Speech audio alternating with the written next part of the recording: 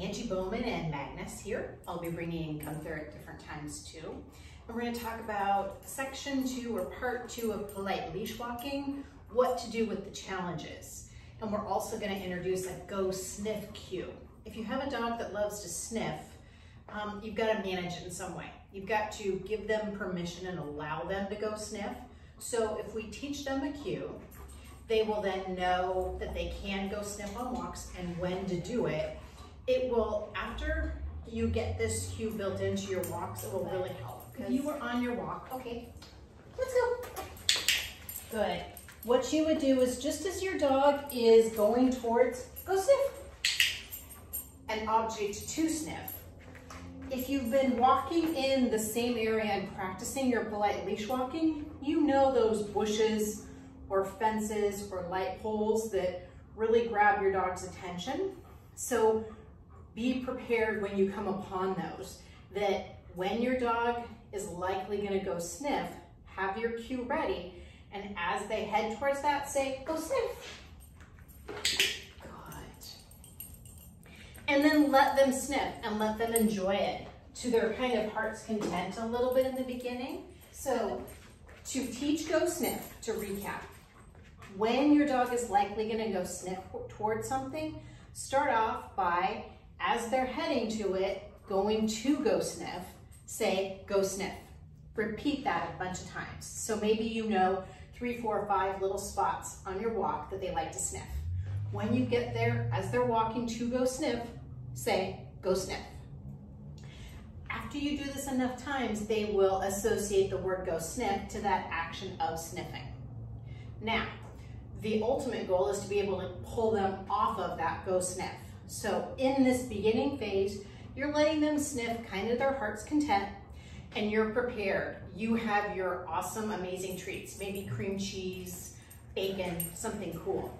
So that way you can get their attention. They've sniffed, maybe they've taken a little break, lifted their head a little bit, then you want to click and treat them for eye contact or just disengaging. Okay. So now we're going to do a couple other ways. If your dog is engaged or distracted by something, how you can pull them away when you're doing your polite leash walking. So the first one is kind of a stop and wait, which I'll give you an example here, but I'll also show you in another video out in the real world. All right, Magnus, let's go. If he starts to kind of engage in something, I just stop and wait for him to come and look at me. If he goes off in another direction, you just stop and wait for him to come back to you. This is virtually impossible if you're in a new area because the distraction level is too high. If you're in your familiar polite leash walking training area, maybe it's your backyard, maybe it's your front yard, maybe it's the first 2 houses past your house, then it's not as enticing. They can focus on you a little bit better. They've inspected this area a lot, they're familiar, so they're more likely to engage with you. So that's probably the most important thing, is work at a level that's appropriate for your dog when you're training. So stop and wait for them. And then eventually they'll be like, hey, why did we stop moving? Now the next one is turn around or cross in front. So if they're starting to pick up the pace and maybe get in front of you, come on Magnus, let's go, come on. You can cross in front of them and make a turnaround. That cross in front kind of stops their momentum. So you just kind of step in front of them and that slows them down. So let's see if I can get Magnus to do that. Come here. So even just that turn was a cross in front of him. So I'm just stepping in front of his feet to turn him around and slow him down. So if you're walking and your dog is already out in front of you, what you can do is, come on, Magnus, you can just turn around. And then they have to kind of like, oh, they will feel a little tension on the leash. You don't want to yank it or pull it, but they'll feel a little tension and they'll be like, wait, where are you going? I don't ever advise the pulling on the leash, the yanking on the leash, the doing a pop on the leash. That's negative reinforcement and that causes discomfort. And based on the degree that you pull on that leash or they're pulling on that leash, it can cause pain. And what then that dog is associating is that pain to your walk. If you have the leash super tight, when you're doing a walk and they see another dog, you really choke up on it, they associate that feeling, that restriction, that pain on their neck, or that tightness with another dog.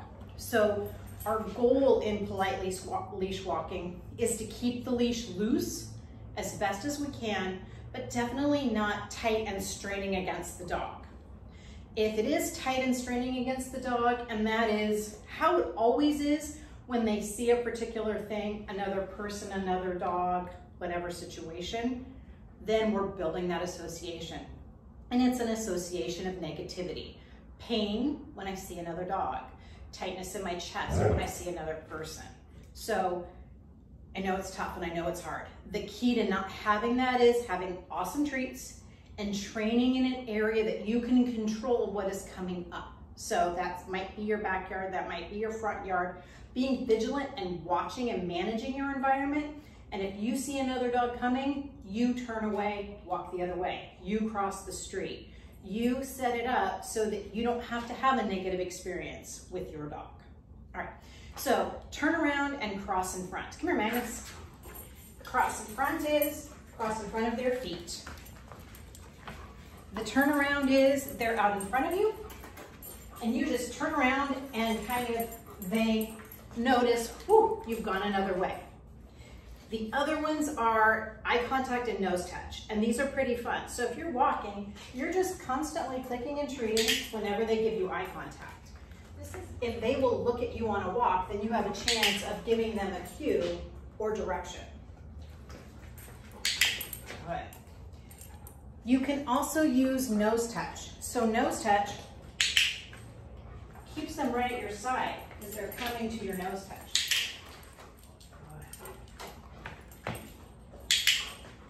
So nose touch is kind of like the cream cheese or peanut butter. They're just coming to your hand and then you give them a treat. So it's kind of an evolution of that cream cheese. So be walking, get your hand up there, touch, and then give a treat. Walking, touch, give a treat. And this one's super fun and super engaging. This one is great if there is another dog or another person. We can do a bunch of nose touches and keep the rate of reinforcement really high, and I can direct them away from another dog or another person that's in the area. So if there is bigger situations that you need to disengage your dog from or prevent them from engaging with, there is another dog coming, you know your dog gets anxious, what you can do is before that dog even gets there, drop a bunch of treats to the ground off to the side. They will be cleaning this up, and then hopefully whatever that is over there can pass by. Or you can drop a bunch of treats to the ground, they clean them up, and then you can just start walking off in the other direction. Kind of gives you a chance to figure out a plan, get their nose to the ground rather than surveying what's around. The other thing is use your voice, make it super fun. Don't just call their name or holler come or whatever. Be up, exciting, and fun. Dogs respond best to higher pitched, fast noises if you want to get their attention. So kissy noises work great. Good boy, Magnus. Good boy. I make lots of fun. Come on. Great little noises just to grab their interest from whatever it is. If they are interested in a squirrel, I have to be way more exciting than a squirrel, which means I gotta ramp it up, which might be like, oh my goodness, come here, good boy. So it might be something that exciting to compete with whatever out is in that environment. So I hope this really helps give you some ideas on ways to get your dog's attention back to you if you're out in the real world and on your polite leash walk, your dog is disengaged from you or is possibly going to, and you want to manage the situation. So you can use your go sniff cue to allow them to sniff, and then use your let's go or whatever your walk cue is to help them differentiate between I can sniff now and now it's time to go. Strengthening that will give you a lot of power on your walks. You can also use the stop and wait If you're not going to pay attention to me, then we're not going any further. And you've got to be like a treat. They can't get to whatever it is they want to sniff. They'll come back to you and check in, click and treat that. If they do that frequently, that's another really good measure, like, oh, okay, I got to check in with you for us to move forward. So stop and wait for them to come back. You can also do the cross in front of them if you can get in front of them quick enough, if they're heading off in a particular direction, and turn them around. Or you can do a turnaround. You can just turn around and they'll notice the slight tension on the leash of you walking the other way, and they will follow, likely. And if those things don't work, you've got your eye contact and your nose touch skill. These are great. Eye contact is more voluntary on their part, but you can also use a cue if you've added, look at me, and click and treat that. Your nose touch skill is one that's very engaging for your dog. So if there is another dog, another person, something, you can just do a bunch of nose touches so that you can turn them around, put them in another direction rather than looking at or engaging with whatever is out there. Nose touches also work great if there is something scary. If there's a dog walking on the other side of the street and your dog is a little uncomfortable with that, let your dog look at it, but if they do eye contact or nose touch with you, click and treat. It's helping them create a positive association, something they enjoy doing and they know they get reinforcement when there's something scary in the environment. And so that could be sometimes all you need if you practice it enough to help desensitize your dog against that dog across the street or coming upon a dog across the street. So that's eye contact and nose touch.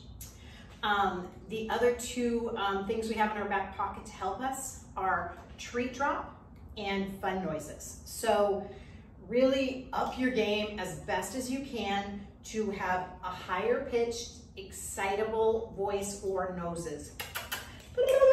Clicks, claps, something like that. Anything that kind of helps get your dog's attention more than just come or look at me. Because sometimes those can be tuned out, especially if you're competing with a squirrel. The treat drop is a really good one, especially if you have exciting treats for your dog. You just take 5 to 10 treats, drop them on the ground. They scatter a little bit. They have some time to sniff, pick up the treats, work in the ground, and you can have a dog or another person pass by. So I hope that helps kind of give you some ideas to up your polite leash walking game, and stay tuned for some outside examples. All right, take care. Angie and Gunther here, and we're outside in the backyard. So this is a little bit more distracting. I've got some treats in my container, and we're gonna work on close sniff.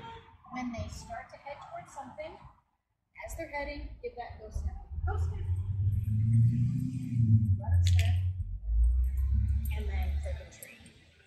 And because I clicked and treat and he knows the click and treat game, we're in a low distracted environment. He came right with me. He still wants to go sniff. Good. So I'm letting him check it out, and as he goes and checks it out, giving him a cue. Go sniff. All right, let's go. Let's walk a little bit.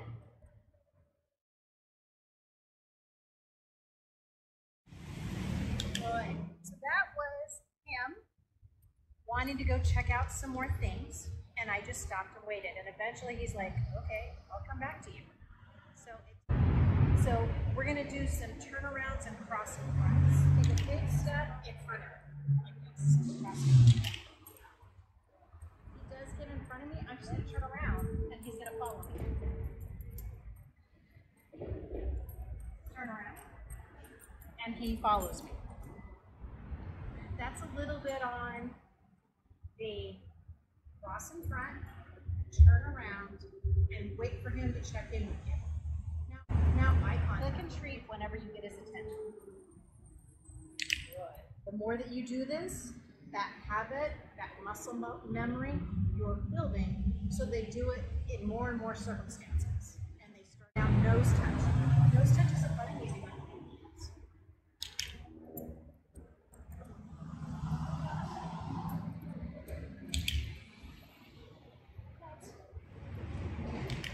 So kind of keep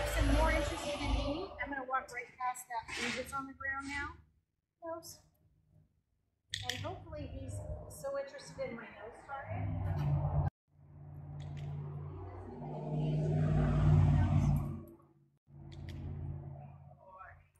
He wanted to look at the food, but he knew if he touched my hand with his nose, he would get a reinforcement. So he made the choice of, I'm not going to engage with the food on the ground, I'm going to do the nose touch. It's a sure thing.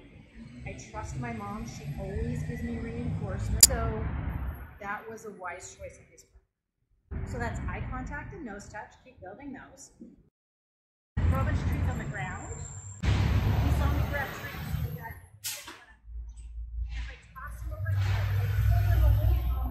Whatever that exciting thing was, and then I got a chance of, let's go! Pulling in this direction, rather than having him continue towards whatever that is. So let's see that one again. I have some treats in my hand and we're ready. Then we're break, we're gonna walk towards drop some treats this way, pull him in this direction, let him eat and sniff and find the treats on the ground.